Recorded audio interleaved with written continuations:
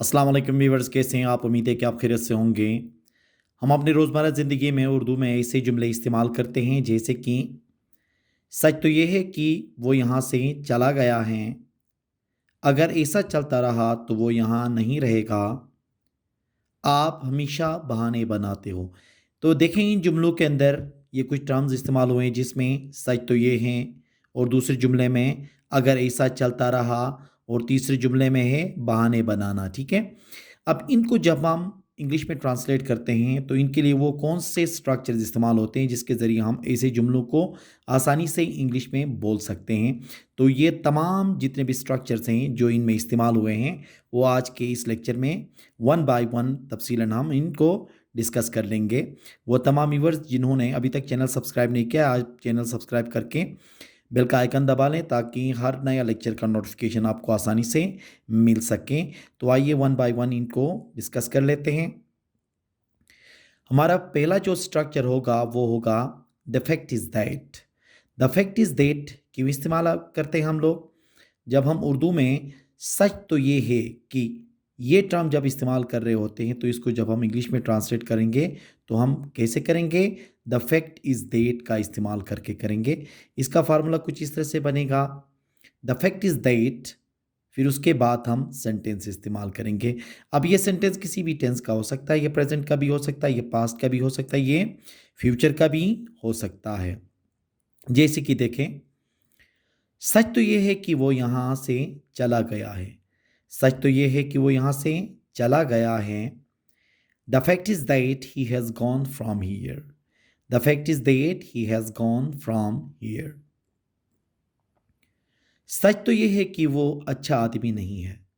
सच तो ये है कि वो अच्छा आदमी नहीं है। The fact is that he is not a good man. The fact is that he is not a good man. सच तो ये है कि उसने झूठ बोला है। सच तो ये है कि उसने झूठ बोला है। The fact is that he has told the lie. The fact is that he has told the lie. सच तो ये है कि मुझे लिखना नहीं आता है। सच तो ये है कि मुझे लिखना नहीं आता है। The fact is that I don't know how to write. The fact is that I don't know how to write. तो सच तो ये है कहने के लिए हम क्या इस्तेमाल करेंगे इंग्लिश में? द फैक्ट इज़ दैट का इस्तेमाल करते हैं। ठीक है, सेकंड स्ट्रक्चर होगा हमारा if this goes on. If this goes on ये कब इस्तेमाल करेंगे?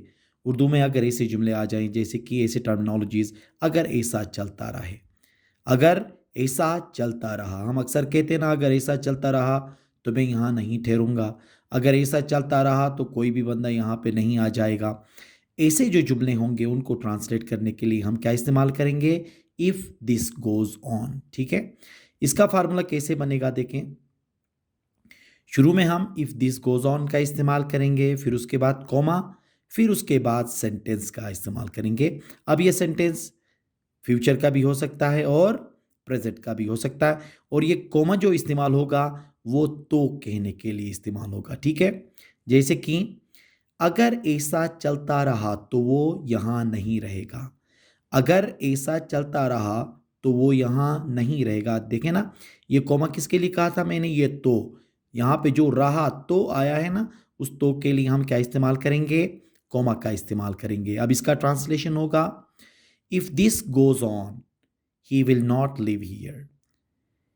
If this goes on he will not live here. अगर ऐसा चलता रहा तो यहाँ नहीं रहेगा। अगर ऐसा चलता रहा तो आप टेस्ट पास नहीं कर सकोगे।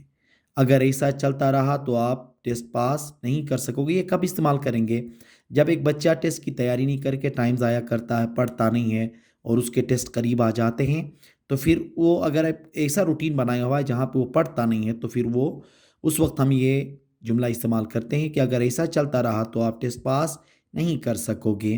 ट्रांसलेशन होगा if this goes on, you will not be able to pass the test. If this goes on, you will not be able to pass the test. अगर ऐसा चलता रहा तो यहाँ कोई नहीं आएगा।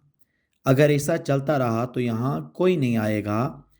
If this goes on, no one will come here. If this goes on, no one will come here. अगर ऐसा चलता रहा तो मैं ये नौकरी छोड़ दूंगा. अगर ऐसा चलता रहा तो मैं ये नौकरी छोड़ दूंगा. If this goes on, I will quit this job. If this goes on, I will quit this job. अगर ऐसा चलता रहा कहने के लिए हम क्या इस्तेमाल करेंगे?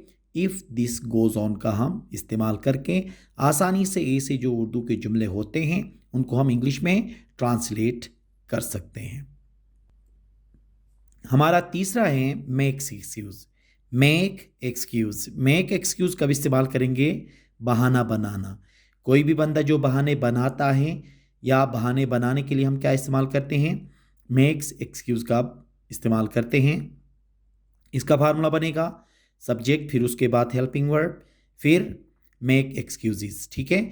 अब ये हेल्पिंग वर्ब कोई टेंस के मुताबिक चेंज हो सकता है. असलम बहाने बना रहा है. असलम बहाने बना रहा है. Aslam is making excuses. Aslam is making excuses. आप हमेशा बहाने बनाते हो. आप हमेशा बहाने बनाते हो. You always make excuses. You always make excuses. यहाँ पे देखें हेल्पिंग वर्ब हमने इसलिए इस्तेमाल नहीं किया है क्योंकि ये प्रेजेंट सिंपल का अफर्मेटिव का सेंटेंस है. मैं बहाने नहीं बनाता हूँ. मैं बहाने नहीं बनाता हूँ. I do not make excuses. I do not make excuses. मुझे पता है वो बहाने बनाएगा. मुझे पता है वो बहाने बनाएगा. I know he will make excuses. I know he will make excuses. तो बहाने बनाने के लिए हम क्या इस्तेमाल करते हैं? मेक्स एक्सक्यूजेस का हम इस्तेमाल कर लेते हैं. कल उसने बहाना बनाया.